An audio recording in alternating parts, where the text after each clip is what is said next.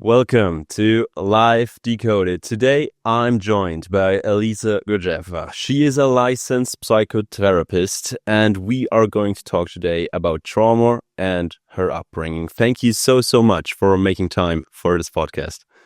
Yes, thank you for having me over. I'm excited. So, yes, I'm here and available to serve. We did just talk a little bit, and you told me how energetic and how much you love your own work. And before we come to that part, maybe you want to tell us about your upbringing. Yeah, so I was actually born and raised in Russia, and I moved to the United States when I was 18, and some unfavorable kind of life experiences back there. And so needed some change in my life. And I took in this journey to travel to the United States across the salt, across the ocean. It was a very intense experience. At 18, you think you know what you're going through, but in reality, you have no idea what you're signing up for. So You it's did this been alone? yeah, it was just me, Wow. fresh off the boat, so to say. And it was a journey that I didn't expect I will go through, but I think later down the line, I begin to understand why I had to go through all of that. And that's kind of reflecting now in my work with people as well and dealing with trauma. I'm very passionate about it, as I mentioned previously a little bit. But yes, helping people become the masters of themselves and understand that they have the tools to heal through pretty much anything. And I think that's the mission I carry forth in my life based on the experiences I've had. How did you come to your job? So how does someone get into the job of doing something with trauma? Did you experience some on your own or? Yes, unfortunately, there is quite a few of them. But what led me to it is understanding that through all of these experiences I was going through, I've had domestic violence, sexual abuse. So it was a lot of things that led me to alcohol addiction. And again, I'm Russian by genetics, so I have more alcohol in my blood than blood. Granted, again, I'm sober for many years now, but it was a part of my healing process, I would call it that, even though it was unhealthy. It was helping me cope at the time, and I didn't know any better. And going for the first time to try to solve my own puzzle that I was struggling with, and consequence of trauma that I know now, but I didn't know back then when I was 19, 20 years old. I was very young when all of that was happening. I figured that the only common denominator in all of these experiences is me. So I'm like, okay, I'm Mhm. getting into this horrible situations, meeting people that are harming me in many ways. I'm harming myself, but the only common denominator is me. So I decided to go and dig deeper into understanding how I may be contributing to that. And seeing my first mental health therapist, I figured that this person did not understand me at all or was able to connect with me. And I did the same misconception or applied the same misconceptions that a lot of people do. They try it once and they're like, oh, it's not working. They overgeneralize everybody else. And in reality, sometimes we have to give it a shot and try different people, just like when we're doing manicure or going to get a, haircut. We never Yeah. settle for the first person, or it's rare that it's the first person. We have to try a few different ones, but we're not saying, well, this didn't work, so nobody knows how to do it. There are people who know, it's just sometimes we have to search. But in my life, I figured that was not the case. So I thought nobody can really solve my puzzle. So I decided to go to get education. And that's how my journey started, with being 12 years in school, first bachelor's, then master's degree, while working 3 jobs because I had to really pay for all of my life and I didn't have any other support system. So it was very hard going through that, but it taught me a lot about myself and the skills that I can cultivate in order to go through life in this kind of rigid way and not having any days off. But yes, so this journey was very impactful for my career right now. So just to get that straight, you came from Russia to America and then you had to go to school Mm. for several years, and while doing that you had 3 jobs as well Yeah. to cope with everything. As a trauma specialist, would you say of yourself that you got all your trauma already sorted? I don't think that's ever going to be possible for any of us. Or I can say is that I found Really? meaning in all of them. I found meaning in all of them, and I've practiced and work on mastering the skills in order to navigate new and upcoming things. Because again, nobody is safe from trauma in the future. And we're going to call the big T and the small t. Sometimes people kind of put it, sometimes we have veterans, right, that been to war. So it's a very big experience. Sometimes it's, again, molestation, rape, things of that nature, violence at the degree that maybe not necessarily everybody will go through, but it doesn't diminish the impact of other life experiences like neglect, right? We don't consider that, or in the majority of people, I would say, we don't consider that as trauma, but it is trauma because it creates these beliefs about ourselves of us being unlovable, not good enough, abandoned, and that impacts how we move forward in life. So traumas will always continue to appear in our life. We just get stronger navigating it because we know what we're dealing with and how it affects us. So I think it's just, the idea is learning about ourselves, learning about our past, and also moving forward with the new skills, understanding, knowledge, knowing, it's a practice. And having self-discipline is the most important part. Because just like, again, going to the gym, we're not going to the gym once saying, okay, I'm going to have a killer body until the rest of the year. It doesn't work like that. We go there consistently. The same we have to apply for practicing mental skills that we have, spiritual skills that we have, emotional skills, right? Why we call emotional intelligence. Just like any other ways of being intelligent, we have to get new knowledge, new knowing, right? Some new understandings in order to improve in that area. So I think it's always going to be in our life. It's just we get so much more stronger and empowered to deal with those things. So what exactly do you define as a trauma? Is it already when your little brother, when you were young, stole your toys? Or where do you categorize those bad things that happen in one's past? I think it will depend on how we interpret the situation. Because sometimes, again, something that as kids, again, if we think about the brain of a kid, it's not even developed yet until we're, 24, 25 years old. So kids cannot make proper they cannot rationalize what's going on. They cannot apply proper sense to what's happening. And imagine, we look usually at our upbringing from the adult perspective. But we don't even remember how we felt going through those experiences. I really love how Dr. Gabor Mate described what is trauma and how to define it in a way. It's anything that impacts your life as you know it. You're not functioning to the full potential. You know that certain areas of your life are not good enough for you to have fulfillment and being happy and being content with it. And if we find that in our life something is not working, let's say, I'm not able to build proper connections, or I don't trust people, or I'm not able to make myself do a certain thing that I know I need to do, I'm procrastinating. There can be some consequence of experience that really prevents us to step into the full potential. That possibly can be trauma for you specifically, even though it may not be defined as a trauma in the society. Okay, so when someone with trauma comes to you, you utilize many different things. You have your corrections. Some of them are conventional, some of them are unconventional. To those we will come later. But one I really want to talk with you about is EMDR, because I heard that for the first time. So could you just very quickly summarize what that is and what our sleep has to do with it? Okay, I will try to do it quickly because I love this topic so much. Take your time. I can talk about it for hours. It's my passion began when I went through the training and I actually understood what that means and how that can assist us. And I went myself, even though I was already a therapist. I went myself through an intensive because I understood the power of it. So for me, this tool is incredible. And I think we live in a time when we're so fortunate to have knowledge about trauma as we do right now, right? So trauma and how EMDR is assisting it. How we encode trauma into ourselves, it's not just a mental experience. Just like with anything in life, when we go through something scary, car accidents, breakups, losing jobs that we don't expect, losing a lot of money, there can be so many different ways in which we feel unsafe or in certain ways harmed, right, by life. It's not just a mental experience. We actually feel that in our body. And we know that emotions have physical component as well as mental.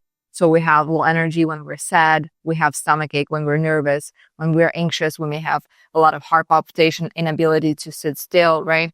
And there is, again, going into sympathetic dominance, so to say. EMDR allows us to understand how trauma is encoded in our physiology. It interprets itself as eye movement desensitization reprocessing, where we're allowing ourselves to understand how trauma that we may recall explicitly, meaning explicit memory, is all of the timeline that I remember in my life when I experienced certain thing. But I may forget how I felt as I was going through it. And this experience of the trauma itself, or how I felt through it, this is where our neurons fire and wire together, creating neural connection. And that can be either negative neural network, or we call it adaptive. It's when we do something that actually contributes to us stepping to that full potential.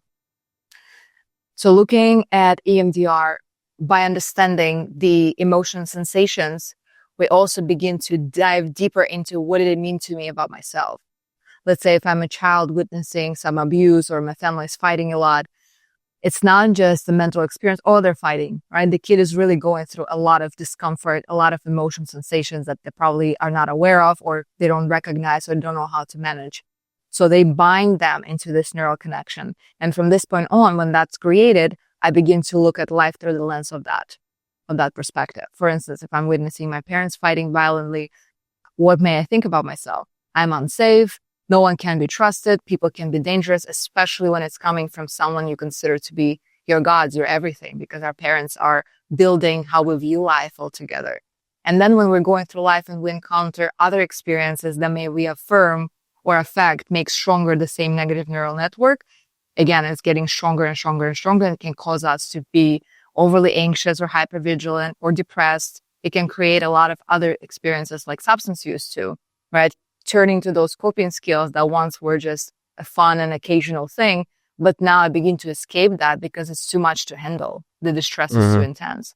What EMDR does, we're trying to understand this negative neural network, and then we're going to activate the hippocampus. So when we're going to sleep, we have the stage of the sleep that's called REM sleep, when our eyes begin to move very fast.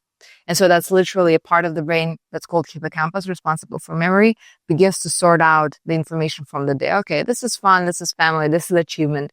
And if there's something really intense, we'll say, oh my God, I don't even know how to process that. So what it does, it represses it. Sometimes we see when people with PTSD, with diagnosis, they may not be able to recall even parts of the explicit memories, meaning I have a blackout after the car crash. I don't remember what was going on. I just woke up in the hospital, even though I know I was walking on the street when they found me, but I may be in complete blackout from that. But also we have the implicit memories, or how did I feel going through it? The horror, the fear, and all of those things. So sometimes in that REM sleep, it suppresses this implicit memory, meaning how I felt, because the next day, guess what? I got to function. I have to get up and do the work if I'm an adult, right? So we have all of these responsibilities. And as a survival mechanism, it represses it so we don't have to dwell on it, because we actually have to survive and move forward with life. And so what we try to do is to become more aware of how this information was stored by, again, bringing up the sensations, emotions that we discuss and trying to explore during the session. And then we begin to either moving the eyes very fast in order to activate the hippocampus. So we open those memories based on how we feel, or use bilateral stimulation. There are buzzers, there's lights, there's a lot of equipment. I use very simple, the bilateral stimulation and the eye movement. And it works magic, because people's brain begin to unpack and unfold whatever has been stored inside that we didn't have conscious access to. And it's fascinating what people themselves bring into me after the session, right? After what the insights that they received from their own brain, because our brain wants nothing more than just to heal itself. And we're allowing that with doing this work. So it's a very, very powerful modality.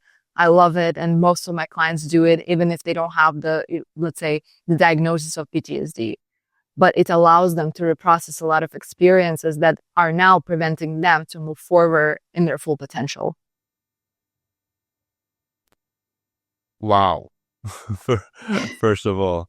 So even that something like this is possible is hopefully giving a lot of people out there a lot of hope, because last time I talked about trauma with someone else, she first of all told me how to see that you yourself have trauma, because I think many people don't even realize that something in their childhood or their upbringing might as well happened that led them to overreact in certain actions or don't even react at all sometimes or something like that. Do you agree with her that pretty much everybody has trauma, but the most of us don't know about it? Or what is your perspective on that? I think we may have traumatic experiences that may either traumatize us or not. I actually heard about a study from one of the seminars that I was taking regarding trauma. What they were talking about, they did the study in 2010. What they saw is that our ancestors, our grandfathers, grandmothers had much more traumas in their life. But we, right now, living comfortably at the best time of the world, really for humans, are more traumatized with less traumatic experiences. So I feel like we're becoming a little more sensitive to a lot of things, and a lot of things impact us in ways that before that would not be considered, let's say, a trauma, even though, Mm-hmm. again, our ancestors had more trauma. And if it impacts how we live a life, I think it's worth looking into, whether it's, again, I like the distinction between the big T and a small T, because one is a trauma that we can say, okay, that was really traumatic event, like car crash, airplane crash, molestation, things of that nature that really impact our human being altogether. But also small ones, again, neglect. If, let's put it this way, if I'm not, as a child, getting my needs met, and I'm not talking about food and shelter, we also have needs to know how to love ourselves, how to validate ourselves, how to care for ourselves. If we don't get that from our parents, then what do I know about me? Maybe I don't deserve that. I'm unlovable. I'm not good enough. And going through life with these beliefs about ourselves, because our beliefs are the driving force. From our core beliefs, we have habitual thoughts in our head. And when we have the thoughts, we have the feelings. So the thoughts create feelings. So if I'm constantly feeling bad about myself, or rather thinking bad about myself, oh, I'm not good. Of course, I'm an idiot. What do I want, right? How do I feel? Not very well. And then consequent step is the behavior. So what do I do about it? Well, I'm not going to go and apply for that job. I'm not going to go and make new connections because I'm an idiot. I'm not good enough. Why would I bother? Right? So Mm-hmm. our beliefs predict and create the future steps. So I think understanding whether I have harmful beliefs about myself and the world and others, or I have adaptive beliefs. Are my beliefs working out for me or not? And if not, then I've learned it somewhere in my life before. I may not call it a trauma, but it's going to be a small trauma because it impacts me in this time in a big way, because I'm not able to live my life and be happy and fulfilled. So just because you just said that some of us don't even know how to connect to others and everything because we never learned it, my first question is, how can parents prevent it? How can actually parents try to teach their children how to love themselves and not to be dependent on love of somebody else? And then the next question following right up, because we have the introverts and extroverts. So in regards to saying that if you don't know how to connect to people, you never learned it, and it's some type of trauma, would you say that every introvert out there who says of himself that he is one has actually trauma because he does not know how to connect to people, or does not even have trauma, but he never learned how to connect to people, and that's why he is an introvert? Okay. Great questions. So I will start with the first one. I'm not a child psychologist. I'm actually not, I'm not very good with kids. I'm going to say, just to make it known to people, I'm not a professional in that area. I think from what I witnessed from, again, working with parents, right? Because I have a lot of parents who have trauma that they're trying to address. And based on our upbringing and what we know now about, again, how to raise kids in general, I would say, number one, acknowledging and helping kids work through their emotions in the right way. Because when I was growing up, you don't have the right to be angry per se, or be upset, or whatever the case. And I think learning that every emotion is okay, we just need to understand why it's there and what's going on that you feel this way. Even though it's a kid, they still understand a lot. They can process in their own ways. There are a lot of tools that are available for parents and the kids, or to utilize it with kids as well, to help them navigate their emotions, because emotions are the clear signs of where we may experience distress. I'm not going to say trauma, but distress, right? Something is off. You feel anxious, you feel angry. Let's explore it, what's going on, rather than just putting it to the side and saying, it's okay, you don't feel that, or it's not important. Everything is important. And I think learning emotional intelligence since a young age can open a lot of doors for us to learn to work with our emotions as teenagers and young adults and then adults and, moving on. So that's the first thing. I think just working on listening and connecting to the kid, not in a way that we were connected with. And I love my mom to death. Like, she did an incredible job giving me the moral compass and values. Amazing. I would love to receive a little more validation, because I know one of my beliefs has never been enough for me. And I know I grew up with that, and I know it affected me greatly. But also on the other side, speaking of trauma, right? I learned to incorporate that in my life. And so even though I feel I'm never enough, I'm always trying to achieve things. I don't give up. And sometimes I'm going like 3 jobs and education, and I have to balance it out for myself. But this negative belief is actually driving me to achieve more. So for me, I take it as I was able to utilize that, I'm going to call it small t trauma, for my benefit. But everybody is different, and some kids may need a little more attention in that area and explanation, because we'll have different predisposition to certain things. And so acknowledging that too, I think it's important. And for the second part, introvert and extrovert. One thing is, when you are introverted, do you feel okay with that? Or do you want to have relationship, or you struggle when you're alone and without having those relationships? Number one, I have to understand, how do I feel about it? And if I have the interpersonal skills or communication skills to connect with others in general, but do I prefer to stay in that connection, or I need to retrieve for myself, to recharge, to feel better? So first and foremost is understanding the life I'm living right now, whether I'm introvert or extrovert. Do I like it? Do I feel fulfilled from that? Is it enough for me of social interaction? Or I'm missing some support that I may have? Or I see that, well, I'm not able to connect with someone. Because introverts, it's not that they're not able to. They just need, I'm an introvert per se, but with extroverted tendencies, right? I can connect, I can communicate. I love working with people. But in my personal space, I only need a very small circle to connect with. And I prefer to be alone a lot of times, because I do a lot of work on myself. So for me, this is a very fulfilling time. If people who are alone don't find it fulfilling, maybe there is something underneath that needs to be sorted out or analyzed or assessed. Interesting. I always thought of myself to be an extrovert, because just I'm curious about people and I always want to know or to learn about people, even though because of this podcast as well. But now that you said that you are introvert with extrovert tendencies, I see myself a bit more in that, because I'm not the big of a party guy. I'm not the one who loves to go to the parties, because I'm pretty much don't really get the hang of it right now in this stage of my life. So yeah, wow. Okay, so maybe I am also an introvert with tendencies to extrovert. Okay, so there are those conventional things that you use to treat trauma, but there are also unconventional ways. Just to name a few, there is plant medicine, sound healing, energy work, meditation, and light therapy. The only thing I know about light therapy, or the spiritual side about it, is that we had a documentation, a movie here in Germany, going about the life of someone who dedicated his whole life to light energy, and it got this far that he only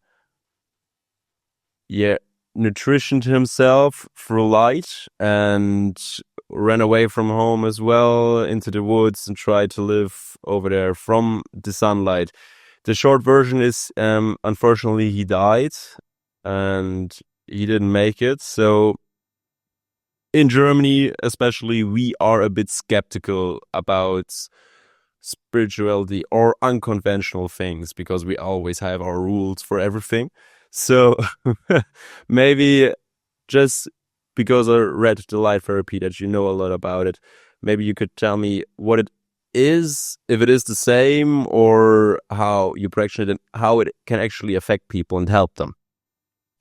All right. So Starting with spirituality, everything really, the journey started for me with on the spiritual side from the medicine work that I've done with ayahuasca. And that was a very impactful and powerful experience in my life. It's I went actually still going. It's been a part of my life for now since 2017. I don't know, it's 8 years coming up.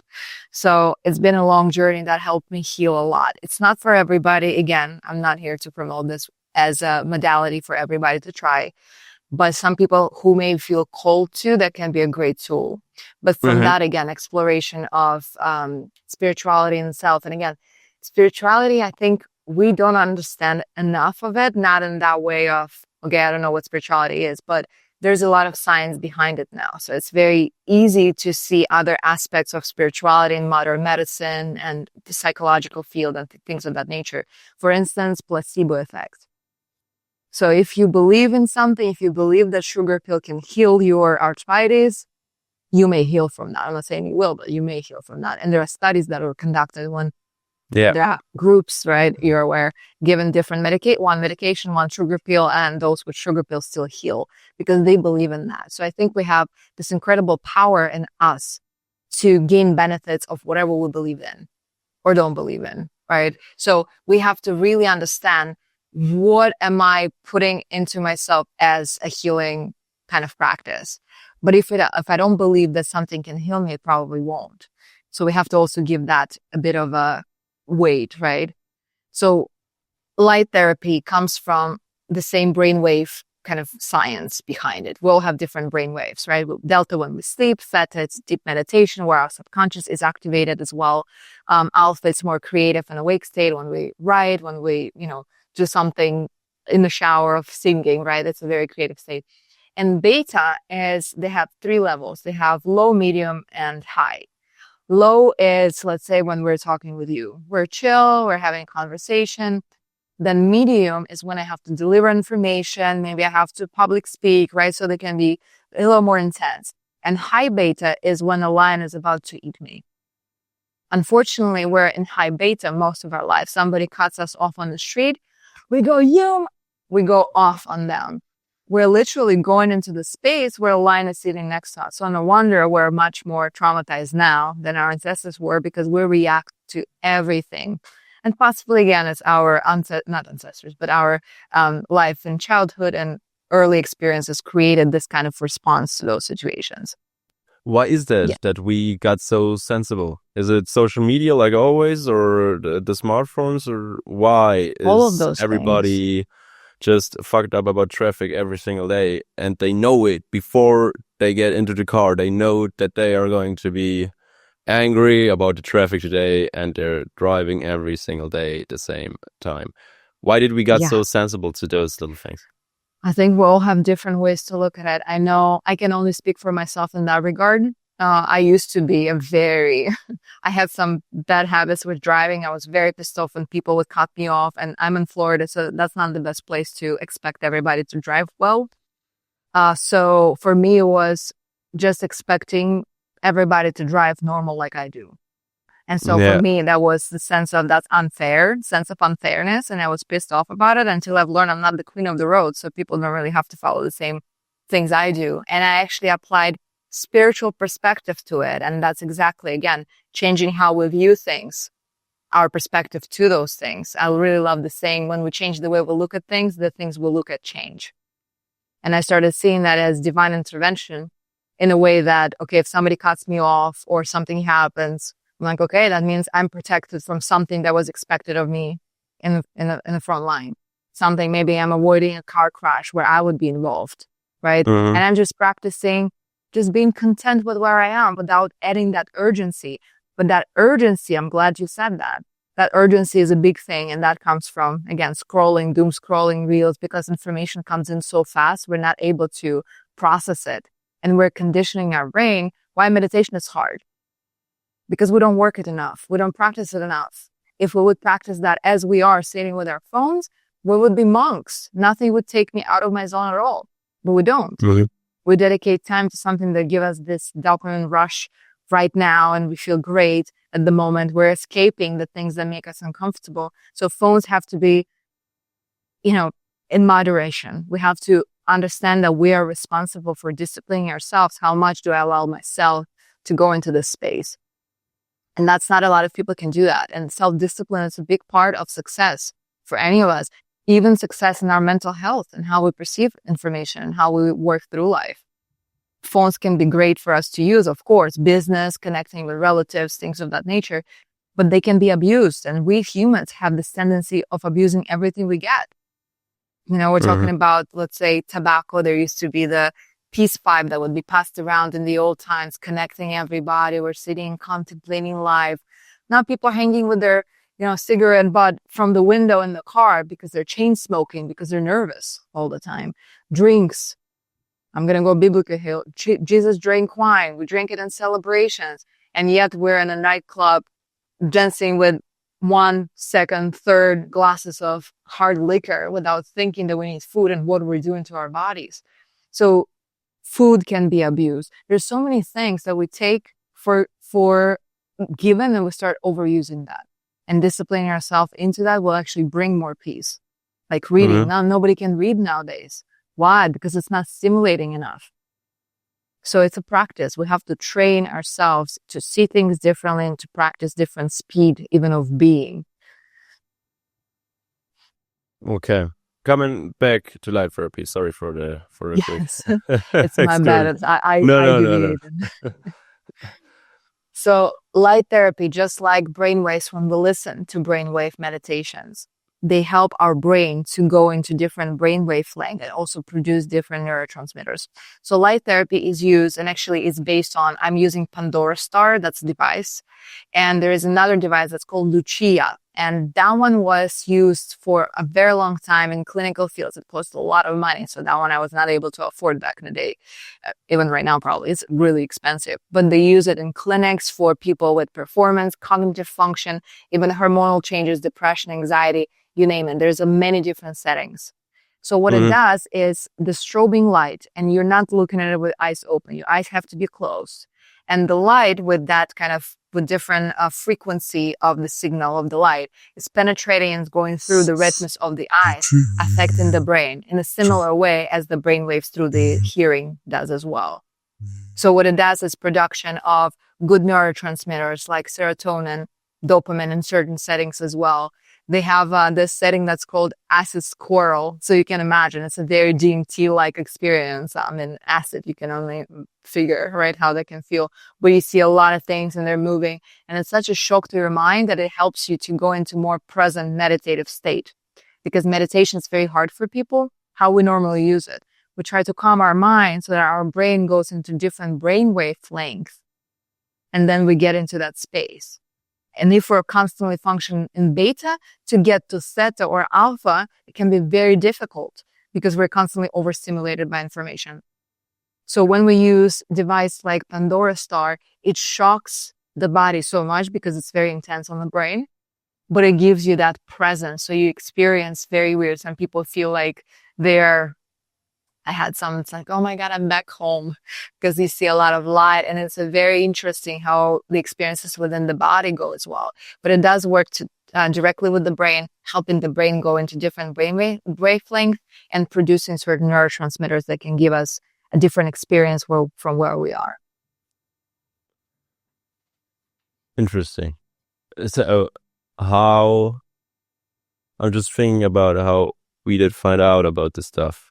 Like somebody just put themselves in front of a light bulb, turned it on and off, and then felt better afterwards. So no, it's really crazy to think about that. You have those things, and let's let it in the room if it works or it doesn't. But as long as you believe, like I said, with placebo, it will have a positive effect. It will not negatively affect you. But always when somebody says spirituality or astrology and all of that stuff, it always has the stain on it. This from the mainstream, it always never good in the eye of the mainstream. Why do we have those perception of it? I don't know. I'm mostly surrounded by people who are interested or are open to it. I mean, Okay. everybody has an opinion, and they're entitled to that. about any practice, about the world, about themselves, even about me. But that doesn't make it true to me, right? Whatever opinion of the person is, it doesn't define who I am. So I think everybody has their right to view whatever modality or whatever concept in the way they want. The question is your concept working for you and you feel good in your life? If you do, then think the same way you think. But that's not the people that usually I witness, at least at my job, right? Of course, I have people who struggle and they need something different. But if your life works out for you, great. It's amazing. Tell me how you did it. I want to learn. But I don't think it's going to come from the place where I don't believe in spirituality. I've never heard anybody living a happy life without believing in spiritual concepts, unfortunately. If I'll come across that person, I would gladly to learn how they did it.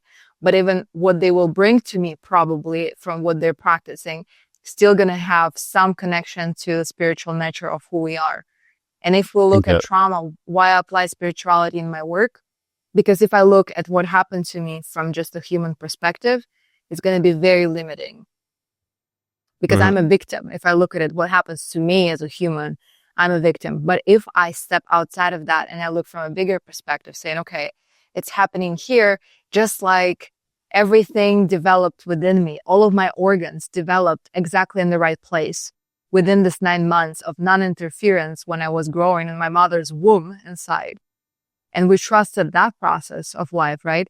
Our moms didn't do anything to create a liver, or the doctors didn't do anything to create other organs. We didn't participate in this process for sure.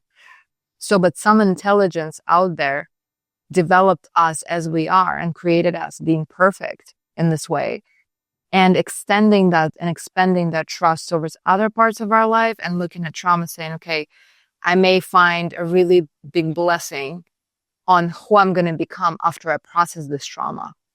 And that can bring a very empowering sense to our life and our being. And that's why, again, I love to look at that from that perspective. And it's much easier to work on this and process that when we're not just looking at it from the space of a human, if that makes sense. Spirituality is nothing you do. It's just another perspective for life. You can take it if you want, and you can't take it if you want. Absolutely. Thank you so much for the talk and everything. My last question, I hope it takes a while for you to answer, actually, but if you could change out there one thing that everybody of us has to live with, doesn't need to be everybody, but like you want to change the prices of a discount or something else, what would it be? If you could change one thing and it would just be like you wish. It's a hard question. I think I would go for human awareness. If we would be able to have better self-awareness, I would say we can create a better society, because if we pay attention to what we do and who we are, but it comes again, self-awareness is not something that is given to us. It has to be worked on and developed. And it's a very uncomfortable process because you have to be very raw and honest about yourself, which I practice regularly. And I know it's not comfortable because seeing things you need to still work on, and they're going to constantly be appearing more and more. But if we are able to have that faster, easier developed in us, I think that would be a great tool for society to evolve as well. Thank you so much for your time and everything. Alisa Gracheva, ladies and gentlemen. So where can people go if they want to connect to you or learn more about you?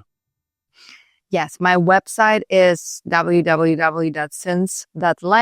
I have Instagram account, Alisa_art. Facebook, Psychology Today, if anybody in the States or in Florida specifically want to connect for therapy purpose. Yeah, that's there. And I offer free consultation. So if anybody wants to talk, I'm here for you. Thank you so much for your time. Have a great day. Thank you.